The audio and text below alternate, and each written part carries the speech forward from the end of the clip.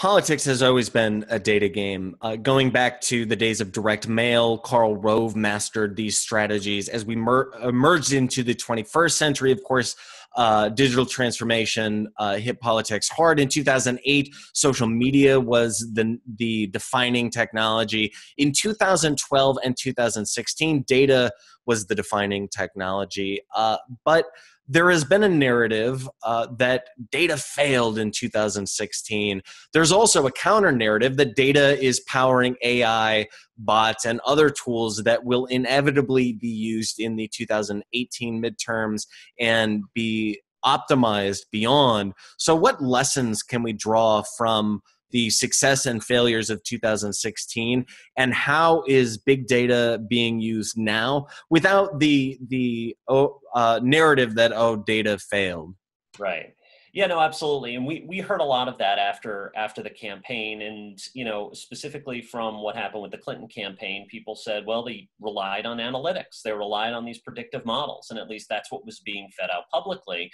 And really, at the end of the day, their models looked good. Their models were actually put together in a really solid way, and the team there was among the best in the country. What failed was the core data set that they had been provided. And I won't mention who, but I mean, these large data sets that get provided to campaigns are, in some cases, especially when the team has such an analytics type focus, are sometimes an afterthought, whereas pollsters look at it and say, this is the core of what we're reaching out to when we're trying to get our 600 person sample or 1,000 person sample. So the core data matters, the underlying data matters, and that's really what failed, because in the L2 national voter file, we have 185 million individuals. Some of the people we either compete against, or the political parties, or even the secretaries of state, meaning the core data providers, have 200 million, 220 million voters in their nationwide files. Not that secretaries of state maintain that, but individually they add up to 220 plus million voters.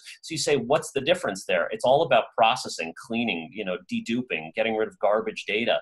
Data quality matters. And so that underlying core data, which failed in 2016, for a number of campaigns, that needs to be reevaluated in how they process that. And while analytics and machine learning, it's all great, but if you're building it on a bed of sand, it's not going to stand up.